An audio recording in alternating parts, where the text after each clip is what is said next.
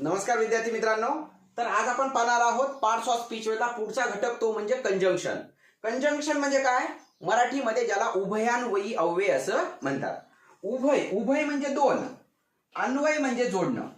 दोन यांना जोडणं. मग दोन कोणाला जोडणं? दोन शब्द जोडणं. बघा, मधु खेळत होता आणि सीता, मधु खेळत होता सीता खेळत होती. हे वाक्य कसं जोडायचं? मधु आणि सीता खेळत होते, किंवा मधु खेळत होती आणि सीता देखील खेळत होती. म्हणजे उभय म्हणजे दोन, अन्वय म्हणजे जोडणं. तेच इंग्लिशमध्ये आहे कंजॉइन या शब्दापासून. कंजॉइन म्हणजे एकत्र करणे. मग कंजॉइन या शब्दापासून कंजंक्शन हे हा शब्द तयार झालेला आहे. म्हणजे दोन शब्दांना एकत्र करणं, किंवा दोन फ्रेज एकत्र करणं, किंवा दोन सेंटेन्स एकत्र, वाक्य एकत्र करणं, किंवा दोन क्लॉज एकत्र करणं. इंग्लिशमध्ये काय म्हणेल? A word which joins together. A word which joins together two words, two or more words, दोन किंवा दोनापेक्षा जास्त शब्द, two or more phrases, sentences or clauses is called conjunction. म्हणजे एक असा शब्द की जो दोन शब्दांना दोन किंवा दोनापेक्षा अधिक शब्दांना जोडतो, किंवा वाक्यांना जोडतो, किंवा फ्रेजेसला जोडतो, किंवा क्लॉजला जोडतो, त्याला काय म्हणायचं? कंजंक्शन म्हणायचं. त्याला उभयान्वयी अव्यय असं म्हणायचं. तर उभयान्वयी अव्यय हा कशासाठी महत्वाचा आहे? तर उभयान्वयी अव्यय बघा, याच्यामध्ये याचे उभयान्वयी अव्ययाचे मुख्य दोन प्रकार पडतात. एक प्रधानत्व सूचक आणि दुसरा गौणत्व सूचक. इंग्लिशमध्ये त्याला कोऑर्डिनेटिंग कंजंक्शन आणि सबऑर्डिनेटिंग कंजंक्शन म्हणायचं. Coordinating conjunction. कोऑर्डिनेटिंग कंजंक्शन म्हणजे काय? याच्यामध्ये दोन वाक्य एकत्र जोडलेली असतात, आणि याच्यामध्ये एक वाक्य, मुख्य वाक्य, आणि एक त्याच्यावर अवलंबून असलेलं वाक्य हे एकमेकांना जोडलेलं असतं. म्हणजेच कसं, समजा दोन ट्रॅक्टर एकमेकांना ओढतायत. ओके, मग दोन्ही ट्रॅक्टरला एकमेकांची गरज नाही, ते स्वतः चालू शकतात. म्हणजे आता दोन वाक्यांना एकमेकांची गरज नसेल तर अशा वाक्यांना बघा, दोन्ही वाक्य प्लस प्लस असतील म्हणजे दोन्ही वाक्यांना एकमेकांची गरज नसेल, असे दोन वाक्य एकमेकांना जोडले तर ते कोऑर्डिनेटिंग कंजंक्शनने जोडले जातात. आणि एक मुख्य वाक्य आहे, आणि ते म्हणजे समजा ट्रॅक्टर आहे आणि ती ट्रॉली ओढते, म्हणजेच ते ट्रॉली एक दोन तीन किती ओढू शकतं. म्हणजे एक मुख्य वाक्य आणि त्याच्यावर अवलंबून असलेलं वाक्य. अल्दो ही इज पुअर, जरी तो गरीब आहे, he is rich of mind, तरी तो मनाने मात्र श्रीमंत आहे. म्हणजे बघा, तो मनाने श्रीमंत आहे, पण त्याच्यावर काय? ते कशावर अवलंबून आहे?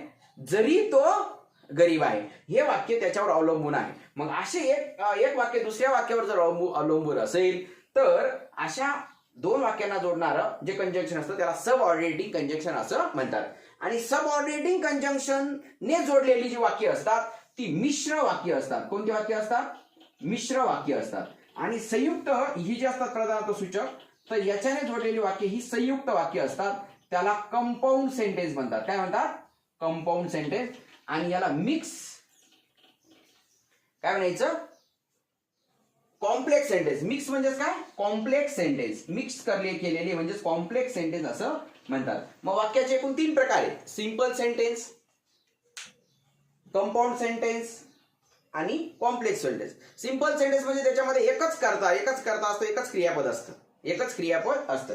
ओके, मी जात असताना मधुला पाहिले. मी जात असताना मधुला पाहिले. हे काय झालं? केवळ वाक्य झालं, सिंपल वाक्य झालं. मी जात होतो आणि तेव्हा मधुला पाहिले, हे झालं संयुक्त वाक्य, आणीने जोडलं.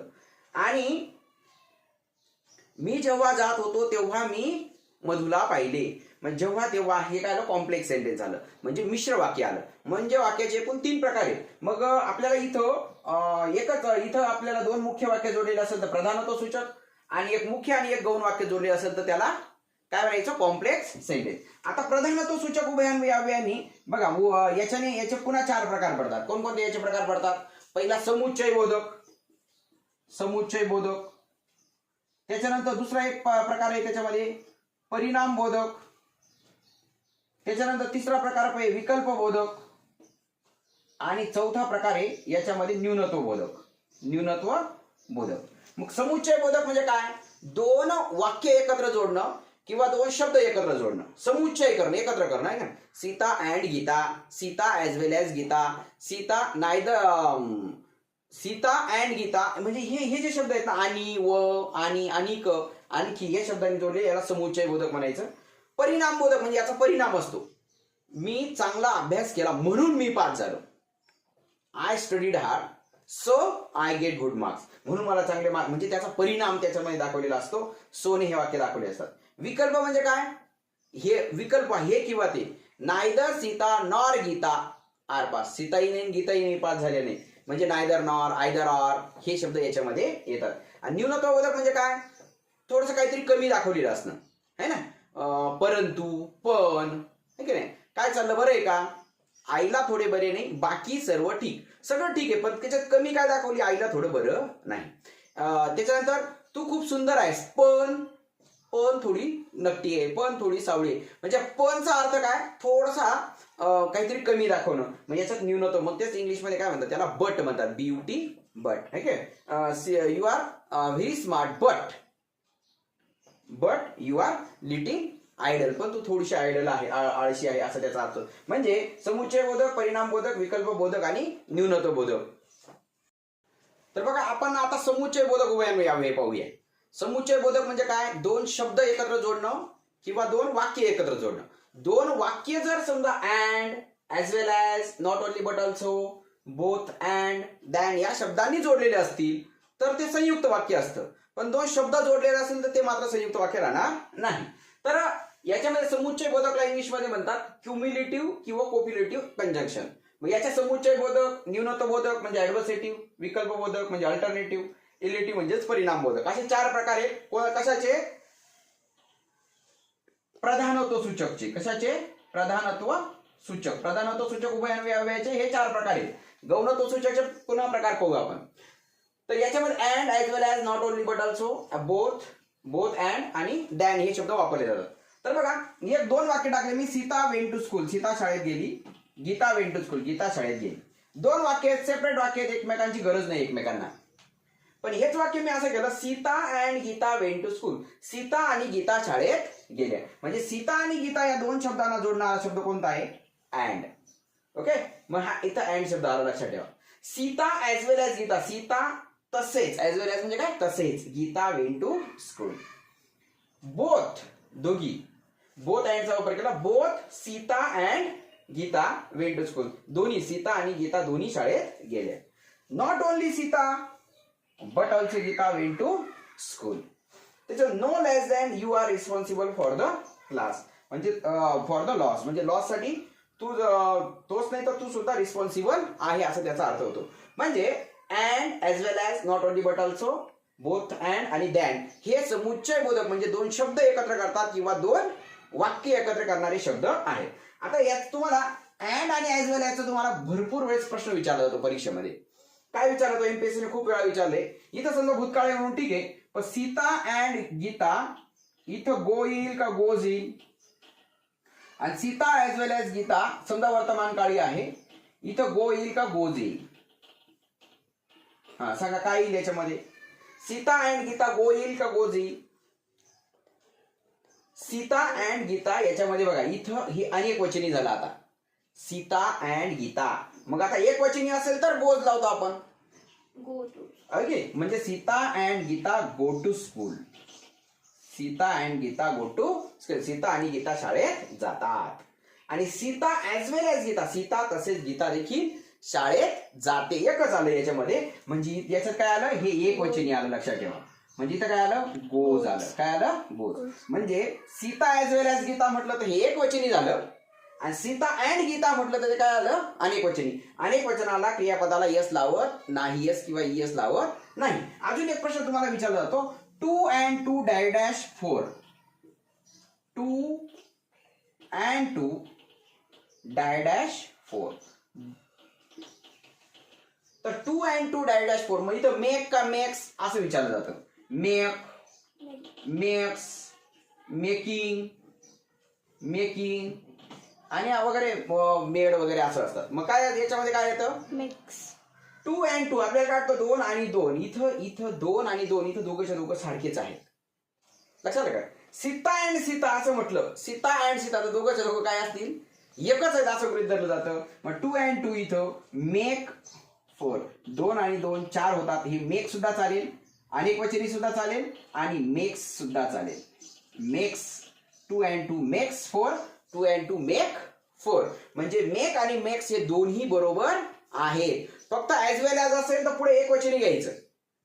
काय घ्यायचं? वर्तमान काळामध्ये एक वचनी घ्यायचं. आणि जर समजा हे असेल अनेक वचनी असेल तर काय घ्यायचं? फक्त गो घ्यायचं. फक्त म्हणजे क्रियापदाचं पहिलं रूप घ्यायचं, त्याला यस किंवा यस लावायचा नाही. फक्त 2 and 2 चं हे उदाहरण मात्र वेगळं येतं आणि आतापर्यंत कमीत कमी 100 परीक्षांमध्ये हे विचारलं गेलेलं आहे. तर कोऑर्डिनेटिंगचा दुसरा प्रकार आहे ऍडव्हर्सेटिव्ह. ऍडव्हर्सेटिव्ह म्हणजे काय? न्यूनत्व बोधक. न्यूनत्व बोधक म्हणजे काय? तू खूप सुंदर आहे पण थोडी नकटी आहे, थोडी सावळी आहे, है का नाही? म्हणजे आईला थोडे बरे नाही, बाकी सर्व ठीक. म्हणजे सगळं काही ठीक आहे पण त्याच्यामध्ये कमी काय दाखवली? आईला थोडं बरं नाही. तू खूप सुंदर आहे पण तुझ्यामध्ये कमी काय आहे? थोडीशी कमी काय आहे? तू एक तर सावळी आहे, नकटी आहे, ही तुझ्यामध्ये कमी आहे. म्हणजे तशाच पद्धतीने इथं न्यूनत्व बोधक म्हणजे काहीतरी कमी दाखवणं. तू खूप हुशार आहे. बघा, सी इज क्लेव्हर, ती हुशार आहे, बट सी इज आयडल. एखाद्याला विचारलं ना तुझा मुलगा हुशार आहे का? अरे हो, तो खूप हुशार आहे पण आहे ना थोडासा आळशी आहे, हे का नाही? पण म्हणजे त्याच्यामध्ये काय? पण तो थोडासा आळशी आहे. मग इथं but, still, yet, nevertheless, only, however, whereas हे शब्द याच्यामध्ये येतात म्हणून याला न्यूनत्व बोधक म्हणतात. मराठीमध्ये याला काय म्हणतात? पण, परंतु, बाकी, बरीक, है की नाही? हे शब्द मराठीमध्ये येतात. मग अजून Mohan is healthy. Mohan healthy आहे. मोहन हेल्दी म्हणजे काय? आरोग्यदायी आहे, मोहन तंदुरुस्त आहे, मोहन वेल्दी आहे, मोहन श्रीमंत आहे. At his brother is quite the reverse, पण त्याचा भाऊ मात्र त्याचा अगदी उलट आहे.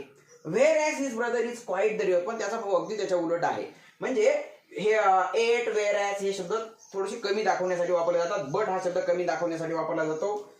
अजून एक, there was a little hope of success, ते यशाच्या खूपच अगदी कमी सक्सेसचं आशा होती. यशाची अतिशय कमी आशा होती. पण मोहनने कठीण म्हणजे चांगला हार्ड अभ्यास केला. म्हणजे नेव्हरलेस, नेव्हरलेस म्हणजे काय? तरी सुद्धा मोहनने म्हणजे at, but, whereas, at हे शब्द आले. त्याच्यानंतर मोहन वॉज वेल्दी, मोहन हा खूप श्रीमंत होता. स्टील ही वॉज नर्वस, तरी देखील तो पण मात्र तो काय होता? नर्वस होता. म्हणजे याच्यामध्ये काय दाखवली? मोहनची कमी दाखवली. वी ड्रँक कॉफी, आम्ही कॉफी पिली. How ever it was hot, पण त्याच्यामध्ये कॉफी कमी काय दाखवली? ती खूप गरम होती. पण ती खूप गरम होती. म्हणजे याच्यामध्ये थोडीशी कमी दाखवणं, न्यूनत्व दाखवणं. न्यून म्हणजे कमी दाखवणं, त्याला ऍडव्हर्सेटिव्ह कोऑर्डिनेटिंग कंजक्शन असं म्हणायचं. आता आपण प्रधानत्व सूचकचा तिसरा प्रकार पाहणार आहोत, तो म्हणजे अल्टरनेटिव्ह किंवा डिजंक्टिव्ह कोऑर्डिनेटिव्ह कंजक्शन. म्हणजे अल्टरनेटिव्ह म्हणजे काय? विकल्प बोधक, हे किंवा ते. देह जावो अथवा राहो, वा किंवा अथवा हे शब्द त्याच्यामध्ये मराठीमध्ये येतात. इंग्लिशमध्ये हे शब्द or, either or, neither nor, याला इदर ऑर, निदर नॉर असं देखील काही जण म्हणतात, लक्षात ठेवा. अदरवाईज, एल्स, है की नाही? ऑर एल्स हे शब्द त्याच्यामध्ये येतात. वाटल्यास त्याचे हे शब्द जर असले, हे शब्द असले तर ते विकल्प बोधक उभयान्वयी अव्यय आहे. काय आहेत? विकल्प बोधक विभान्वय म्हणजे अल्टरनेटिव्ह कंजंक्शन. आता अल्टरनेटिव्ह त्याचं वाक्य पाहूया, याचं हे यूज केलेले. Do you take coffee or tea, तुम्ही चहा घेता का कॉफी घेता? चहा की कॉफी, म्हणजे याच्यामध्ये काय आलं? विकल्प आला, हे किंवा ते. He is either full or naughty, तो एक तर मूर्ख असेल नाही तर खोडकर असेल, है की नाही? तो एकतर मूर्ख, एकतर हे नाहीतर ते, म्हणजेच याच्यामध्ये सुद्धा काय आलं? विकल्प आला, हे किंवा ते. Mohan neither reads nor rights English, Mohan English लिहित बी नाही आणि बोलतही नाही, म्हणजे याच्याकडे काय आलं? विकल्प आला. रन फास्ट, जोरात पळ. Or you will miss the train, नाहीतर तुझी बस मिस होईल. Otherwise your bus will miss होईल, किंवा else your bus will miss, नाहीतर तुझी बस मिस होईल. नायदर मोहन, मोहनही नाही आणि सीताही नाही, आर एक्सपिरियन्स, त्याला अनुभवी नाहीत. म्हणजे याच्यामध्ये विकल्प दाखवला, हे किंवा ते. जिथं विकल्प असतो, हेही नाही तेही नाही, किंवा हे किंवा ते असा विकल्प असतो, त्यावेळेस त्याला अल्टरनेटिव्ह कंजंक्शन असं म्हणतात. आता शेवटचा प्रकार आहे याच्यामध्ये इलेटिव्ह. इलेटिव्ह म्हणजे काय? परिणाम बोधक. म्हणजे परिणाम बोधक म्हणजे काय? एका गोष्टीचा परिणाम दुसऱ्या याच्यावर होतो. मी चांगला अभ्यास केला म्हणून मी पास झालो, ओके. खूप चांगला पाऊस पडला म्हणून पिकं चांगली आली. म्हणजे एका गोष्टीचा परिणाम दुसऱ्या गोष्टीवर दाखवलेला असतो. मग त्याला मराठीमध्ये त्याला म्हणून, यास्तव, तस्मात वगैरे हे शब्द वापरले जातात. इंग्लिशमध्ये ते सो, फॉर, देअरफॉर, हेन्स हे शब्द वापरले जातात. बघा, सीता गॉट गव्हर्नमेंट सर्व्हिस, सीताला गव्हर्नमेंट सर्व्हिस मिळाली. मधु मॅरिड विथ हर, मधुने तिच्याशी लग्न केलं. मग आता याचं सीता गॉट गव्हर्नमेंट सर्व्हिस, सीताला गव्हर्नमेंट सर्व्हिस मिळाली. सो म्हणून मधु मॅरिड विथ हर, म्हणून मधुने तिच्याशी लग्न केलं. म्हणजे तिला जर गव्हर्नमेंट सर्व्हिस मिळाली नसती तर तिने मधुने तिच्याशी कदाचित लग्न केलं नसतं. याचा परिणाम हा इथं झाला. So Madhu married with her, सोच्या ऐवजी therefore Madhu married with her, hence Madhu married, यास्तव मधुने तिच्याशी लग्न केलं है ना. सो देअरफोर हेन्स एकच आहे लक्षात ठेवा. Sita married Madhu for he got a job, त्याला जॉब मिळावा यास्तव सीताने मधुशी लग्न केलं. मग फॉर, सो, हेन्स, देअरफोर हे जे शब्द आहेत ना हे परिणाम दाखवण्यासाठी येतात, म्हणजे याला परिणाम बोधक म्हणायचं. तर आता आपण सबऑर्डिनेटिंग कंजक्शन पाहू, म्हणजे गौणत्व सूचक. हे बघा, हे उभयान्वयी अव्यय जर वापरले तर मिश्र वाक्य बनतं, लक्षात ठेवा. तर मागचे जे पहिले आपण परिणाम बोधक वाक्य होतं तर ते संयुक्त वाक्य होतं. आता हे काय, कारण बोधक आहे. सबऑर्डिनेट कंजक्शन ऑफ रिझन, कारण दर्शक. मग कारण दर्शक म्हणजे काय, याच्यामध्ये ऍज शब्द येतो, बिकॉज च्या कारणास्तव, सिन्स कारणास्तव, नाऊ, दॅट हे शब्द सुद्धा त्याच्यामध्ये येतात. आता आपल्याला परीक्षेत सुद्धा प्रश्न विचारलेले आहेत, ते सुद्धा पाहूया आपण. ही नीड्स ब्रेड, त्याला भाकरीची गरज आहे. बिकॉज ही इज हंग्री, कारण तो काय भुकेला आहे. म्हणजे कारण दाखवलं तर ते वाक्य काय झालं, कारण दर्शक, आणि ते सबऑर्डिनेटिंग कंजंक्शन झालं हे. आणि हेच वाक्य उलट केलं असतं, ही इज हंग्री, तो भुकेला आहे. सो ही नीड्स ब्रेड, म्हणून त्याला काय भाकरीची गरज आहे. म्हणूनच वाक्य केलं असतं, संयुक्त वाक्य झालं असतं. आता हे कोणतं वाक्य आहे, मिश्र वाक्य आहे, कॉम्प्लेक्स सेंटेन्स आहे. ओके. आता ऍज यू आर लेट, तू लेट असल्या कारणास्तव, you cannot enter the office, तू ऑफिसमध्ये जाऊ शकत नाही. म्हणजे याचं कारण दाखवलेलं आहे, म्हणून कारण दाखवलं की मग सबऑर्डिनेटिंग कंजक्शन म्हणायचं. मग ऍज, बिकॉज, सिन्स याचा अर्थ कारणास्तव, कारण असा त्याचा अर्थ होतो. आय रिस्पेक्ट हर, इथं अंडरलाईन केलेली होती, सी इज माय मदर. आणि मग तलाठी चंद्रपूरला आलेला प्रश्न आहे हा. मी तिचा रिस्पेक्ट करतो कारण ती माझी आई आहे. मग इथं काय आलं, इथं बिकॉज शब्द आला. काय शब्द आला, बिकॉज. पुन्हा तसंच द बॉय वॉज पनिश, तर मुलाला शिक्षा करण्यात आली, because he had broken the cup. मग त्याच्यात हे 4-5 पर्याय दिलेले होते, बिकॉज, टील, अंटील वगैरे असे शब्द दिलेले होते. तर मग याच्यात काय आलं, उत्तर बिकॉज आलं. फूड इन्स्पेक्टरच्या परीक्षेचा हा प्रश्न आहे. The food was so good that, इथं दॅट टाकायचा होता, लेट ऑल ऑफ इट. त्याच्यानंतर people cannot go out, people बाहेर जाऊ शकत नाही. Since it is raining heavily, कारण खूप जोराचा पाऊस पडत आहे. कारण काय, खूप जोराचा पाऊस पडत आहे. म्हणजे सांगण्याचं तात्पर्य बिकॉज, सिन्स, ऍज हे कारण असतं, कारण दाखवलं तर मग त्याला काय म्हणतात, सबऑर्डिनेटिंग कंजंक्शन. मग पहिला प्रकार पाहिला. आता सबऑर्डिनेट कंजंक्शन आपण दुसरा प्रकार पाहणार आहोत, कंडिशन. कंडिशन म्हणजे काय, अट. जर पाऊस पडला तर पिकं येतील, जर नाही पाऊस पडला तर पिकं नाही येणार, जर चांगला अभ्यास केला तर तुम्ही पास व्हाल. म्हणजे जर तरच्या गोष्टी असतात. म्हणजे याच्यामध्ये इफ, अनलेस, इन केस हे शब्द याच्यामध्ये येतात. परीक्षेमध्ये विचारलेले प्रश्न आहेत बघा, तलाठी जळगाव, सरळ सेवामध्ये, सरळ सेवा 2018 मध्ये हा सुद्धा एमपीएससीने विचारलेला प्रश्न आहे. He will not be taken back unless he apologises to the other place. म्हणजे इथं अनलेस हा शब्द आला. Okay.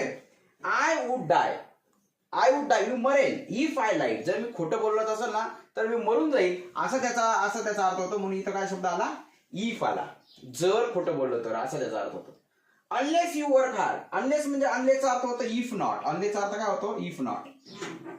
Unless you work hard, जर तू कठीण परिश्रम केले नाही, you will not get the success, तर तुला सक्सेस मिळणार नाही. इफ आय वेर यू, जर मी तू राहिलो असतो ना, तुझ्या ठिकाणी राहिलो असतो, I would accept the challenge, तर मी चॅलेंज एक्सेप्ट केलं असतं. ते इफचं वाक्य आहे. आता आयच्या नंतर कधीच, आयच्या नंतर बघा, आय, ही, शी, इट यांच्या नंतर वेर येण्याचं कारण काय असतं, हे जर पुढची गोष्ट काल्पनिक. जर मी तू राहिलो असतो, मी तू कधी राहू शकतो का, नाही, मी तू कधी राहू शकत नाही. म्हणजे ज्या काल्पनिक गोष्ट असते, जर मी पक्षी झालो तर if I were a bird, मग if she were a bird, जर ती पक्षी राहिली असती तर जी कल्पनेने म्हणजे ज्या गोष्टी शक्यच नाही, तर अशा ठिकाणी आय, वी, ही, सीट यांच्यानंतर काय येतं, आय, ही, सीट याच्यानंतर हे जरी आयच्या नंतर जरी वॉच चालत असेल पण इथं वेअर येतं, लक्षात ठेवा. If I were you I would accept the challenge, काल्पनिक गोष्टींसाठी वेअर येतं. त्याच्यानंतर he will not be taken back, त्याला नाही घेतलं जाणार. Unless he apologises to the other place, जर त्याने इतर खेळाडूंची काय मागितली नाही, माफी मागितली नाही, तर त्याला पुन्हा घेतलं जाणार नाही. म्हणजे अनलेसचा अर्थ होतो इफ नॉट. म्हणजे if not, unless, in case हे जे शब्द आहेत हे शब्द अटदर्शक आहेत, हे सबऑर्डिनेटिंग कंजंक्शन आहेत. तर बघा आता पुढचं आहे सबऑर्डिनेट कंजक्शन ऑफ पर्पज, हेतुदर्शक उभयान्वयी अव्यय. आणि हेतू दाखवला असेल तर ते काय असतं, सबऑर्डिनेटिंग कंजक्शन असतं, मिश्र वाक्य असतं. सो दॅट एकत्र येऊ द्या, वेगवेगळे येऊ द्या, ते काय असतं, मिश्र वाक्य असतं. सो दॅट म्हणजे काय, जेणेकरून, हेतू दाखवलेला असतं. इन ऑर्डर दॅट, नुसतं दॅट म्हटलं तरी सुद्धा चालेल, पण त्या दॅटचा अर्थ काय यायला पाहिजे, यास्तव, याचा हेतू असा त्याचा या अर्थाने यायला पाहिजे. परीक्षेत आलेले प्रश्न आहेत बघा. वी ईट, आपण खातो. So that we may live, जेणेकरून आपण जगू, आहे का नाही. आपला हेतू काय, आपण खातो काय, खाण्याचा हेतू काय, आपण जगायला पाहिजे, आपण जगायला पाहिजे म्हणून आपण खातो. म्हणजे हेतू दाखवलेले शब्द जे आहेत तर याला काय म्हणायचं, सबऑर्डिनेट कंजंक्शन ऑफ पर्पज. त्याच्यात I inspector draw his gun, इन्स्पेक्टरने त्याची गन काढली. दॅट ही मे लिव्ह, जेणेकरून तो स्वतःचा जीव वाचू शकेल. ओके.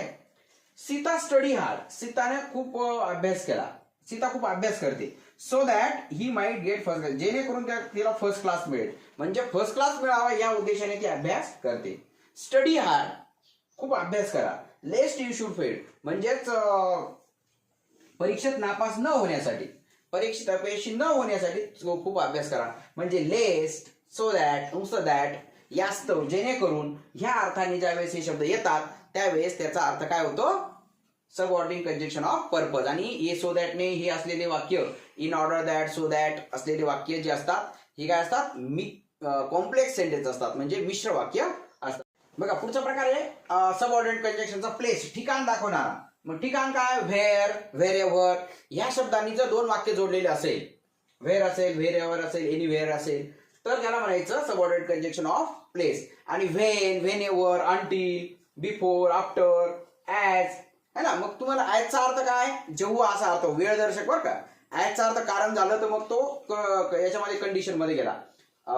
ओके. तर इथं याचं वाक्य पाहू आपण. प्लेस दाखवणार, वेळ, ठिकाण दाखवणार.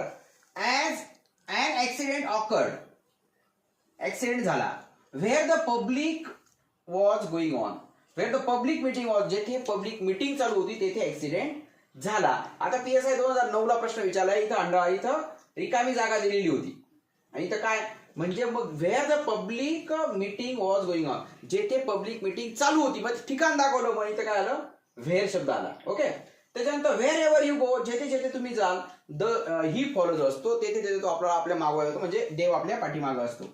गो एनीवेअर यू लाईक, तू जेथे जो वाटेल ना तेथे जा. मग व्हेअर, व्हेअर एव्हर, एनीवेअर हे शब्द ज्यावेळेस दोन शब्द किंवा वाक्य जोडण्यासाठी येतात त्यावेळेस ते सबऑर्डिनेटिंग कंजंक्शन असतात. आणि व्हेअर, व्हेअर एव्हरने जोडलेली दोन वाक्य ही काय असतात, मिश्र वाक्य असतात, कॉम्प्लेक्स सेंटेन्स असतात. आणि तसंच when, when ever, while, until हे शब्द, हे वाक्य असणारे हे जे आहेत ना, व्हेन एव्हर, हे हार्डली व्हेन, स्केअर्सली व्हेन, हे वेळ दाखवणारे आहेत आणि हे यांनी जोडलेली वाक्य ही मिश्र वाक्य असतात, लक्षात ठेवा.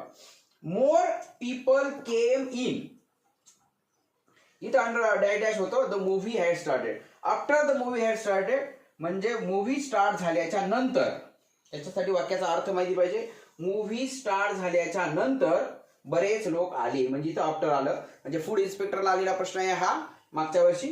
त्याच्यानंतर I spoke to the chairman, मी चेअरमनला बोललो. When he was sitting alone in the chair, जेव्हा ते खुर्चीमध्ये एकटेच बसले होते, म्हणजे इथं अंडरलाईन केलेली होती आणि इथं आपल्याला शब्द टाकायचा होता when. We had lots of fun, आम्ही खूप मजा केली. अंटिल द बस ब्रेकडाऊन, जोपर्यंत बस ब्रेकडाऊन होते तोपर्यंत आम्ही खूप मजा केली. मग इथं काय, अंटिल म्हणजे पर्यंत.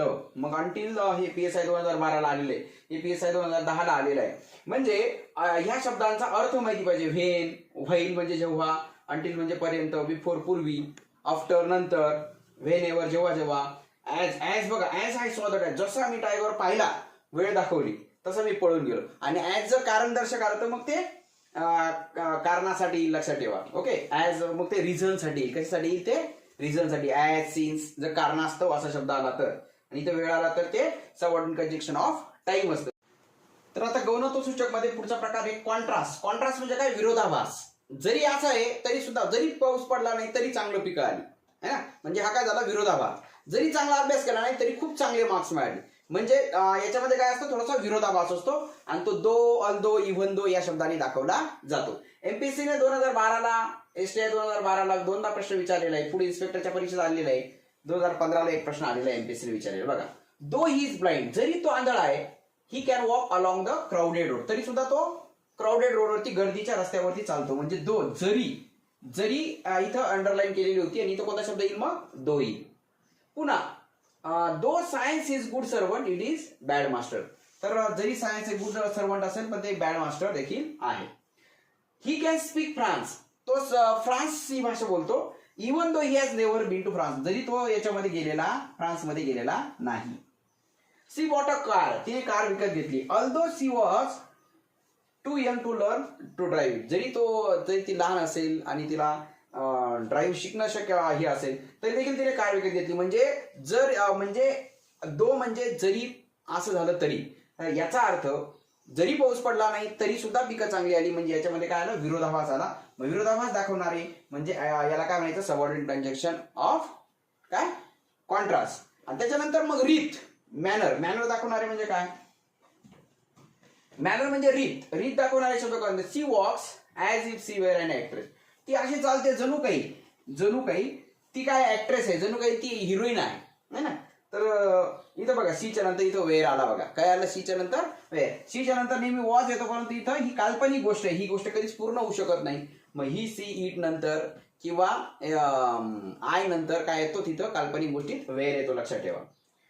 आणि इथं जर भूतकाळ राहिला असता तर इथं हॅडबीन आलं असतं. काय आलं असतं, हॅडबीन. वॉकडे राहिलं असतं तर इकडं हॅडबीन आलं असतं, लक्षात ठेवा. ही गोष्ट परीक्षेसाठी हा अतिशय महत्वाचा प्रश्न आहे आणि अनेक परीक्षांमध्ये हा आतापर्यंत विचारला गेलेला आहे. इकडं जर वर्तमान काळ असेल तर इकडं वेअर घ्यायचा, आय नंतर, ही नंतर, शी नंतर. पण ती पुढची गोष्ट कशी असली पाहिजे, काल्पनिक असली पाहिजे तरच. मी पक्षी असतो तर, if I were a bird, okay, तरच इथं वेअर घ्यायचा, लक्षात ठेवा.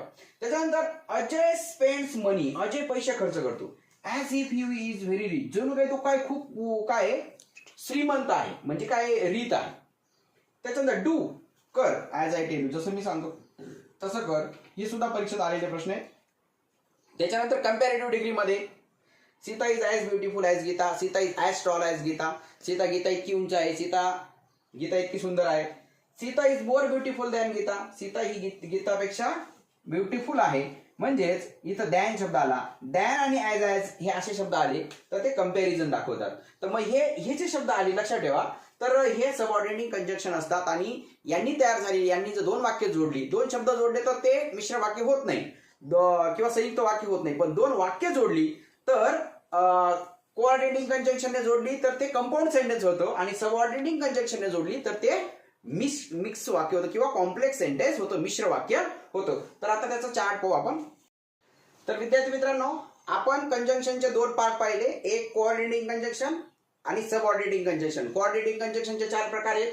एक समुच्चय बोधक म्हणजे क्युम्युलेटिव्ह, त्याच्यामध्ये दोन वस्तूंचा किंवा दोन गोष्टी एकत्र केलेल्या असतात, दोन शब्द किंवा दोन वाक्य एकत्र केले असतात, and as well as, not only but also आणि बोथ अँड या शब्दांनी. त्याच्यानंतर ॲडव्हर्सेटिव्ह कंजंक्शन, याच्यामध्ये न्यूनत्व, कमीपणा काहीतरी दाखवला असतो, बट, स्टील, एट या शब्दांनी. त्याच्यानंतर अल्टरनेटिव्ह कंजंक्शन, याच्यामध्ये विकल्प दाखवला असतो, हे किंवा ते, or, otherwise, either or, neither or हे शब्द असतात. इलेटिव्ह कंजंक्शन मध्ये परिणाम दाखवला असतो, सो, फॉर, देअरफॉर, हेन्स हे शब्द वापरलेले असतात. आणि यांनी जर दोन वाक्य जोडले तर ते कंपाऊंड सेंटेन्स असतं. आणि यांनी सबऑर्डिनेट कंजंक्शनने जर समजा दोन वाक्य जोडले तर ते कॉम्प्लेक्स सेंटेन्स असतात, मिश्र वाक्य असतात. मग कॉम्प्लेक्स मध्ये पर्पज असतो, हेतू, that, so that, in order that, lest. दॅटचा अर्थ जेव्हा जेणेकरून होतो त्यावेळेस त्याचा पर्पज अर्थ होतो, लक्षात ठेवा. दॅटचा अर्थ कारण असा जेव्हा होतो त्यावेळेस ते रिझन दाखवतो. म्हणजे ॲजचा अर्थ कारण, बिकॉज कारण, सिन्स कारण है ना, सिन्स ही वॉज लेट, तो उशिरा उठल्या कारणाने, असल्या कारणाने, म्हणजे ॲज ही वॉज लेट, म्हणजे तिथं कारण असतं. ॲज सिन्सचा अर्थ इथं कारण असतो, लक्षात ठेवा. कंडिशन अट, अनलेस, इफ, जर पाऊस पडला तर पिकं येतील, जर पाऊस नाही पडला तर पिकं नाही येणार, इन केस ऑफ वगैरे हे शब्द कंडिशन अट दाखवतात. टाइम दाखवणारे व्हेन, व्हाईल, अंटिल वगैरे, before, after, hardly, when, scarcely when हे शब्द येतात. प्लेस दाखवणारे वेअर, व्हेरेवर, एनी शब्द हे शब्द येतात. कॉन्ट्रास्ट, विरोधाभास दाखवणारे, जरी पाऊस पडला नाही तरी पिकं बरी आली, म्हणजे जरी तरी, दो, ऑल्दो, इव्हन इफ हे शब्द येतात याच्यामध्ये. आणि मॅनर है ना, मॅनर म्हणजेच काय, रीत दाखवली जाते की ॲज इफ, ॲज दो हे शब्द वापरले जातात. आणि comparison, Sita is as beautiful as Gita, Gita एवढी ब्युटिफुल आहे Sita is taller than Gita, Sita गीतापेक्षा टॉलर आहे, दॅन शब्द असतात. मग कंपॅरिझन असे सबऑर्डिनेटिंग कंजंक्शनचे 8 प्रकार आणि कोऑर्डिनेटिंग कंजंक्शनचे एकूण 4 प्रकार पाहिलेले आहेत. सगळे स्पर्धा परीक्षेचे उदाहरणं देखील विद्यार्थी मित्रांनो आपण पाहिलेले आहेत. तर या व्हिडिओसाठी एक चांगली लाईक होऊ द्या, चांगली कमेंट होऊ द्या. तुम्हाला ज्या विद्यार्थ्यांनी सुंदर कमेंट केली आणि चांगल्या आपल्या मित्रांना शेअर केला अशा सर्व विद्यार्थ्यांसाठी ऑल द बेस्ट.